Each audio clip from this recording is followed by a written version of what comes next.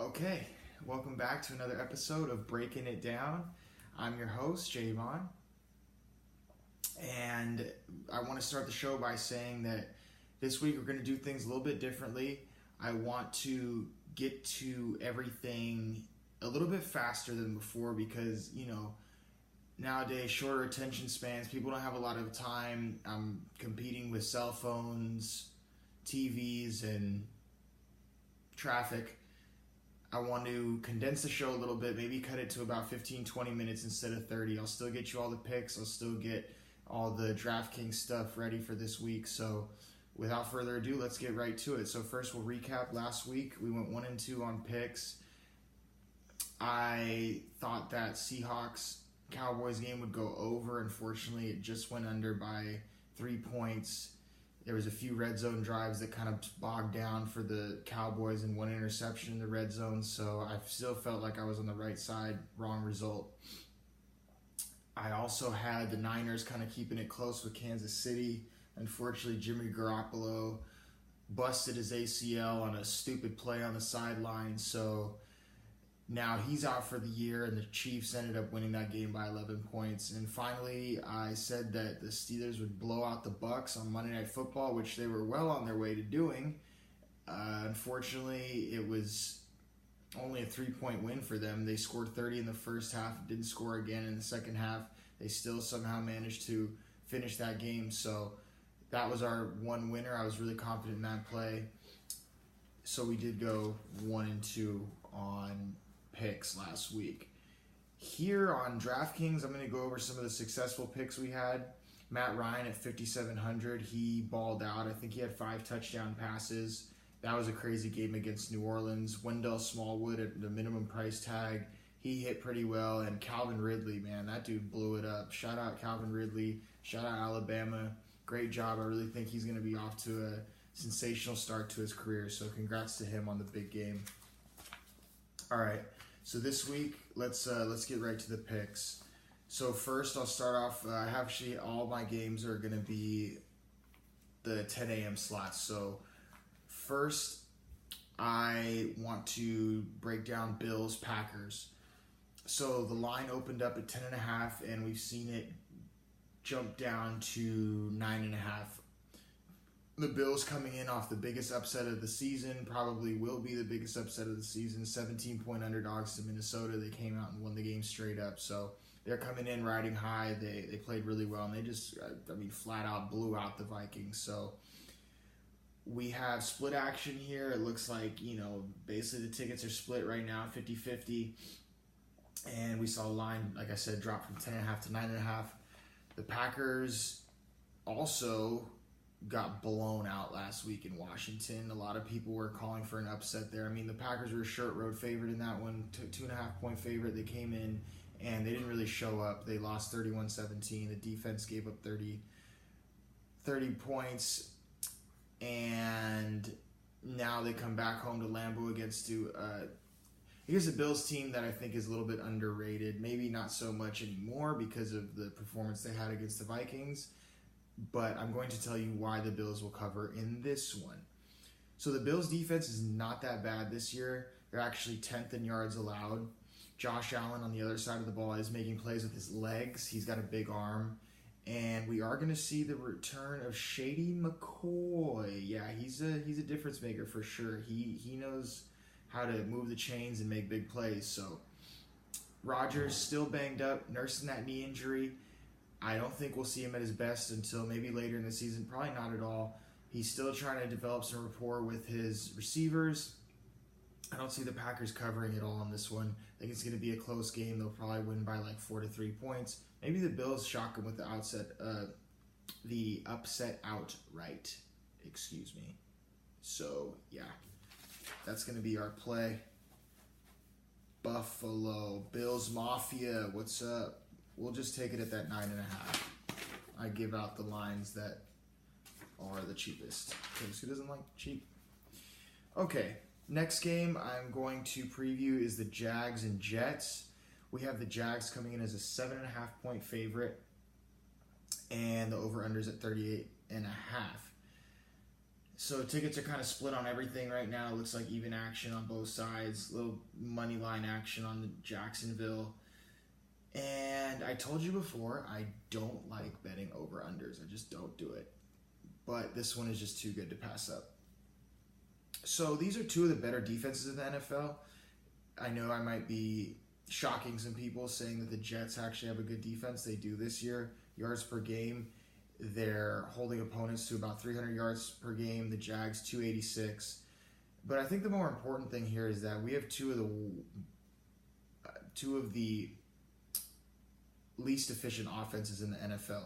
For one, the Jags are only averaging 19 points a game this year. They stunk it up last week at home against Tennessee, and they only put up 6 points. The only game they really blew it up in was against the Patriots, and we all knew that that was a big game for them, so they were definitely going to come out focused and score some points there.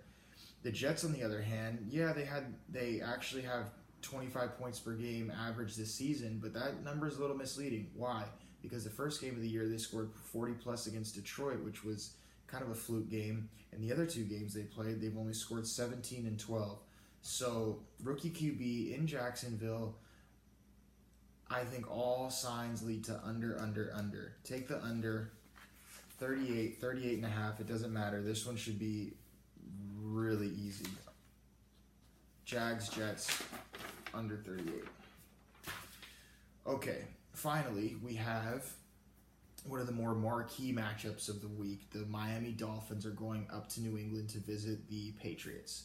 This is a great matchup. So let's look at the line. It opened up at 7. It's kind of been bouncing around there, 7, 6.5, depending where you're at. Once again, it looks like a lot of games are even action this week. We're getting some money line action on the Dolphins though, and it looks like a lot of people like the over. So coming into this game, Miami's 3-0.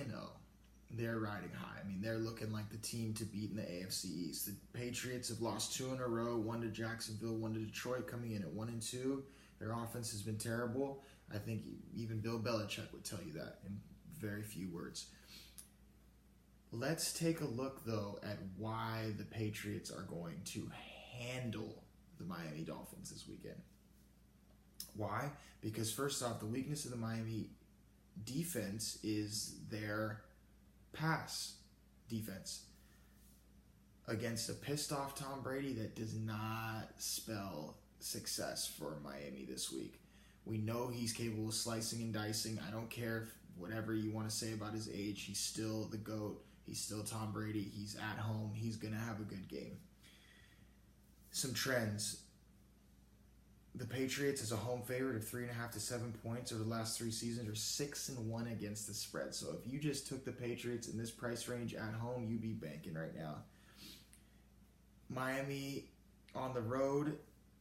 There's another note I want to tell you. Only scored 20 against the New York Jets on the road, who we said does have a good defense, but we can tell the home road splits. Maybe we'll see a little bit of a difference here when Tannehill's on the road versus, comfy at home in his confines.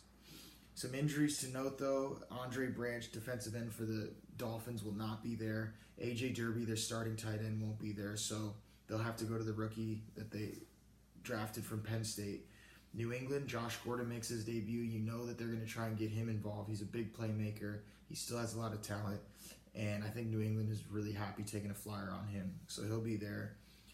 A lot of defensive players are questionable for New England. We know Bill Belichick loves to leave those questionable tags out there, man. So this week he's got, I think, 10 to 12 players questionable. So, as far as game planning, I think a lot of those guys are going to play, and I want to list them all for you. The 2 I do want to mention are starters. Pat Chung and Trey Flowers both have been dealing with concussions, so they've been out the past week. They hopefully will make their return. Big boost for the Pats defense, especially Pat Chung. He's been a leader on that defense for a while. So I'm going to go Patriots minus 6.5 at home Sunday morning. Let's get this money. Okay, switching gears a little bit. Let's take it over and do some Draftkings. This slate is kind of interesting. I'm not really hyped up on it a lot. I am finding difficulty finding value at wide receiver this week, so hopefully I'll give out some picks and you guys can make a little bit of money this week when it comes to your DraftKings plays. First, let's start with QB. I really like this play. Eli Manning, 5,600 at home against the Saints. I think that this Saints defense has just been getting shredded. Doesn't matter the quarterback.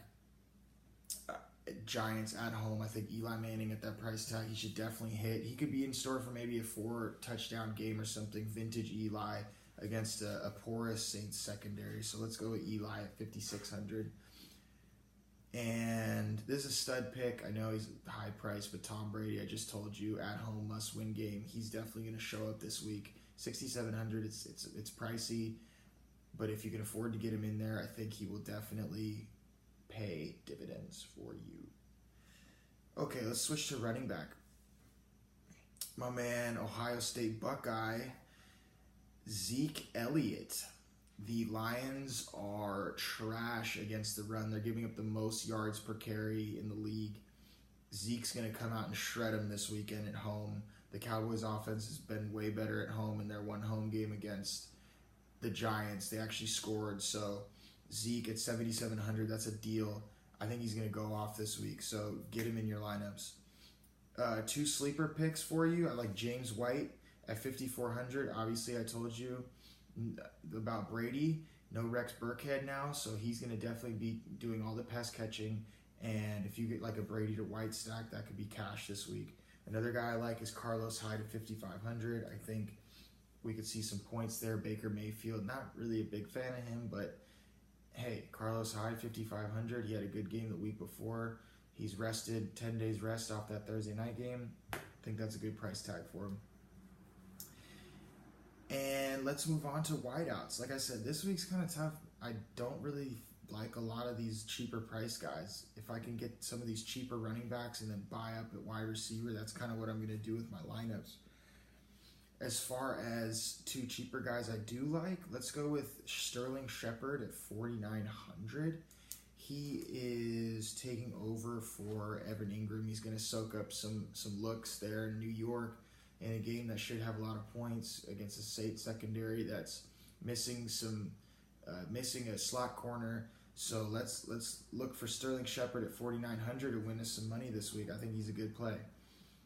Number 2, Geronimo Allison of the Packers. I know I said I like the Bills earlier. It doesn't mean I don't think the Packers are going to score. 4,700 at Geronimo Allison is a great price tag. Randall Cobb's dealing with a hamstring injury. He may be on a snap count. Geronimo Allison is actually outgaining Devontae Adams in yardage this year. And I think he's caught a couple touchdowns. So Geronimo Allison, 4,700. He's a good look. All right, switching gears, let's go to tight end. One guy I like this week is Trey Burton. He was kind of hyped up coming into the season as maybe having a breakout year. You know, here he comes. Trubisky's second year, going to rely on his pass-catching tight end. He hasn't really shown up. Maybe this is the week. The Tampa Bay Bucks don't really have a great defense. They are kind of vulnerable to tight ends. Vance McDonald shredded them last week. We all saw that crazy stiff arm he gave to Chris Conte. So maybe Trey Burton gets it going and hits and has a big game. Maybe he catches, 5 or 6 balls for 100 yards and a touchdown. I think you'd love to see that, and 3,900 is a great price for Trey Burton. And a super cheap guy is Austin Hooper. We're going to see a lot of points in that Bengals-Falcons game. You can guarantee that. The totals opened at 48. It's now been bought up to 53.5, 54 some places. So I'll just gamble on a guy that I think might catch a touchdown. He's super cheap. I can then spend up maybe at other places, wide receiver. Let's go with Austin Hooper, 2,900, not 25, 2,900 on DraftKings. Austin Hooper. And finally, defense. Ugh. I like the Eagles. I didn't write their price tag here. Sorry about that, folks. I think they're somewhere around like 3,300. The Titans offense has been anemic this year. I'm a self-prescribed Titans fan. It hasn't been that great. We can't really move the football. Marcus Mariota's dealing with an elbow injury. This total is set at 41, so we're not expecting a lot of points. I think the Eagles at that price tag is pretty good. And another sneaky play might be the Jets. I don't have this price tag written down here, sorry. I think they're around like 2,400. So the Jets actually have an okay defense this year. And if you look at their fantasy points per game, I think they're scoring about 14, 15 fantasy points per game. So the Jets defense, we all know Blake Bortles can throw that standard pick six. And I think that's a pretty good play at that price tag. So if you want to spend down defense, go with the New York Football Jets. Jets, Jets. Wow, I think I hit this show in under 16 minutes. I hope everyone enjoyed it. This is kind of a fast forward, condensed version of the show. Gets you all the plays nice and quick. So everyone, good luck this Sunday. Javon out. See you next week.